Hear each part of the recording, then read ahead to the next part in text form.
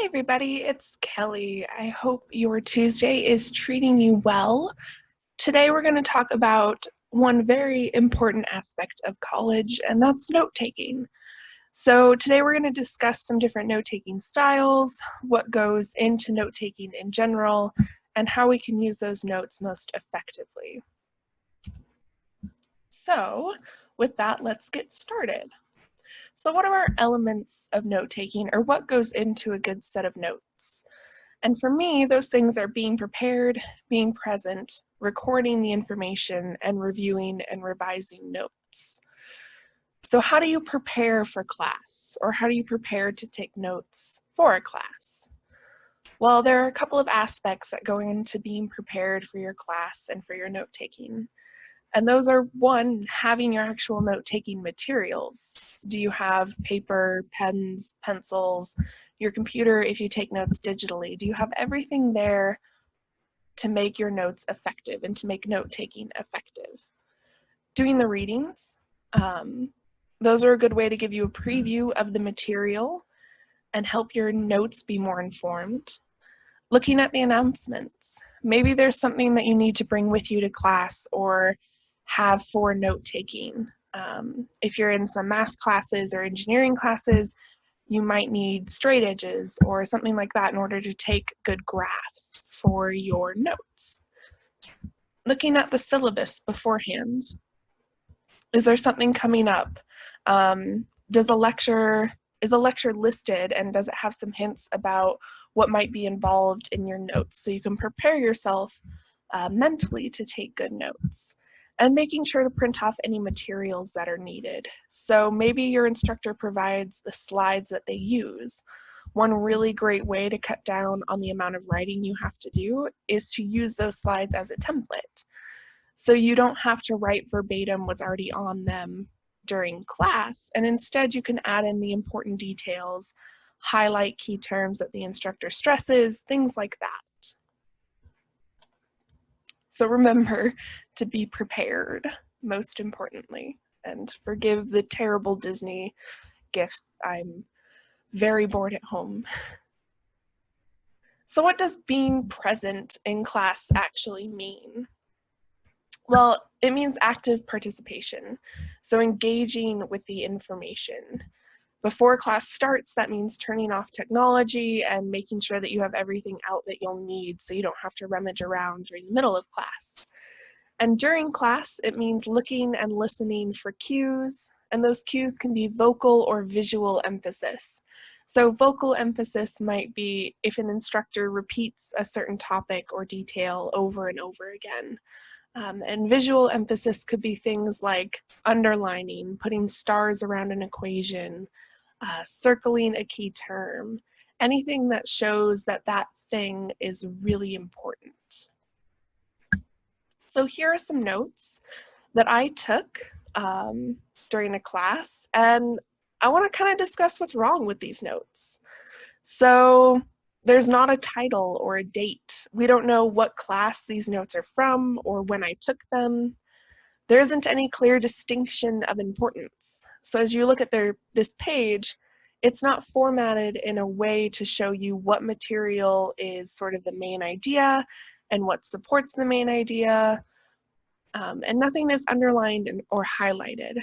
So there are clearly some equations in there, but you can't really pick them out easily or pick out what all the terms mean because there's no way to tell. So what are some improvements that you could make to your own notes or that we could make to these notes? Let's talk about some of those. So in general, organizing your notes. These are some general strategies, right? So label your notes, and it'll make it easier for the future self. Include the date, and this is incredibly helpful if you miss a day and need to fill in your notes. Or let's say your friend missed a day of class and they're asking for the notes from that day. Well, if you dated them, you can go back and quickly find that info for them. This is also nice if an instructor gives you a range of dates for a test. So rather than a specific chapter, they might say, well, we're going to cover everything from March 1st until April 15th. So actually being able to find that information can be really great. and then title them with the class and lecture. So this is really critical if you use one notebook for all of your classes. It's just another way to help you find the information that's in there. If you're using one notebook per class, then you don't necessarily have to title them with the class, but sometimes it can be helpful to title them with what generally is happening in that lecture. And it just helps you in the future to be able to find the information that you're looking for when you're studying. So you might be asking, well, what if I don't like carrying around notebooks? And I talk to a lot of students who hate carrying around a ton of notebooks. It's heavy, it takes up a ton of space, and I totally feel for that. So one solution that I've workshopped with these students is to take a stack of loose leaf paper to your classes. So maybe you just in the morning grab like 20 sheets of paper. And then when you're in class, you make sure to label those notes, dating each page, adding some page numbers in for easier organization. And at the end of the day, when you're back home, you put those notes into individual folders or binders for each class. So you just keep the collection of notes at home at your desk where you don't have to lug stuff around. And then you take some paper in a folder or something like that to campus in order to write all of those notes. So when it comes to actually recording the information, some good general strategies are to paraphrase. So restating the information in your own words helps you synthesize it better and actually build understanding. And this also helps you identify the important information. And for a class that maybe has a ton of content per lecture, it can help you keep up with the pace that's being set. But keep in mind that key details need to be precise. So things like formulas, definitions, dates, and locations should be accurate and exactly as your instructor told you. So some notes for STEM classes, it can be really helpful to learn the shorthand for the subject. So maybe there's an abbreviation that they use all the time. In mathematics, one that we use a lot is WRT, which stands for with respect to. So being able to write those is nice. Or if there's certain symbols that instructors use as shorthand, learning what those are and writing a key for yourself. It's always good to leave some space for extra notes. So what I mean by that is if you have a formula that's given to you or a graph or anything like that, when you write it down, leave some space around that formula because you might go in and add a few extra details here and there. Include units when needed, those are really critical, and include examples of important formulas. So make sure to record down those practice problems that you do in class. And finally, make sure to summarize what a formula or equation means. So it's one thing to have that formula written, but it's another to identify what every term in the formula stands for, its units, and what it means. So for online classes, make sure that you're taking notes on everything that's available to you. So the readings, the videos, and the recorded lectures. Those are all really critical pieces of info that can help you study. Take notes from discussion boards and instructor feedback.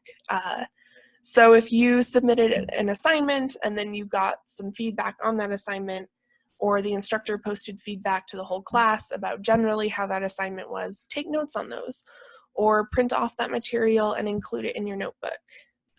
Again, categorize class notes based on topic, and make sure to keep up with the lectures. So try not to put everything off till the end of the week. In some courses, it might be possible to wait till the end of the week to do stuff, but right now, where every class is online, it's really critical to set that time aside every other day or every day to really dive into that material. And that's something that we discussed in our time management and studying lectures. So take a look at those again if you have any questions on kind of how to build that time into your schedule.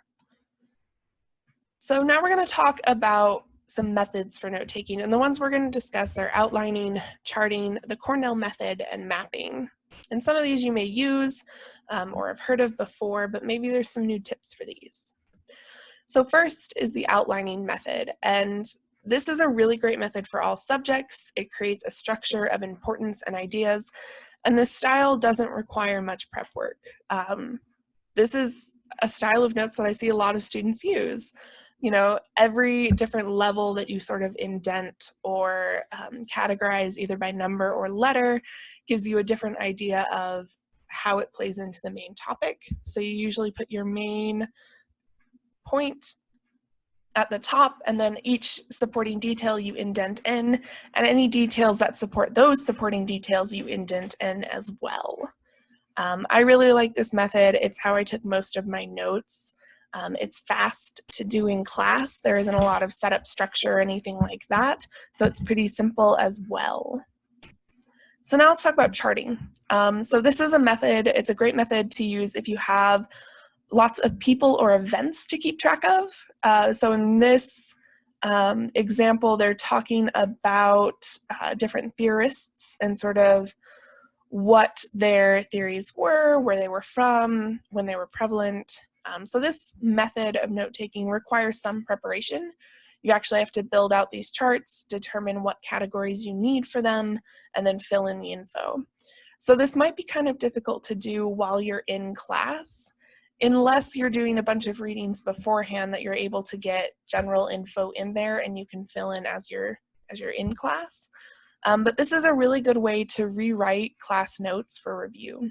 So maybe you took your notes initially in an outlining method, but you notice that you have a lot of different people. So maybe you're in a history class or a poli-sci class, and you're trying to keep track of all of the different politicians throughout Russian history, or all of the different rulers throughout Russian history.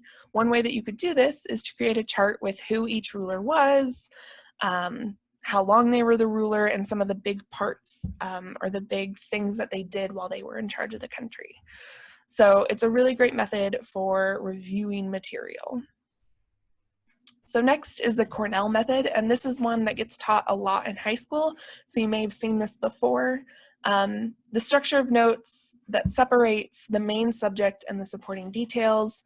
There are summaries at the end of each page of the notes, and it can be helpful if you make these sections before class starts.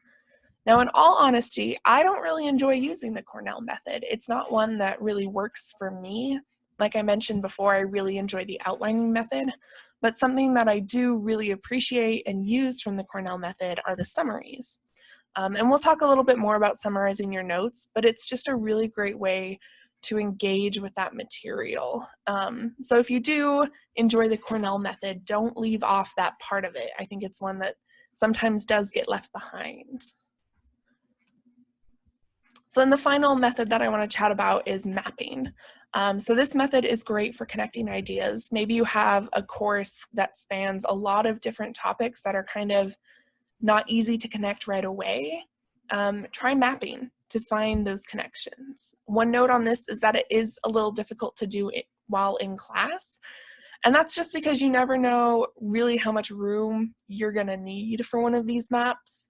So sometimes it's better to review your notes with a map. So once you've learned the material and you know how many ideas, you can kind of give yourself enough space to create a really useful map. But I do really enjoy using this to connect everything together. It's a good way to check your understanding. If you're not 100% sure how the topic relates to a main idea or supporting idea, you can star it and remind yourself to go back in there for more detail.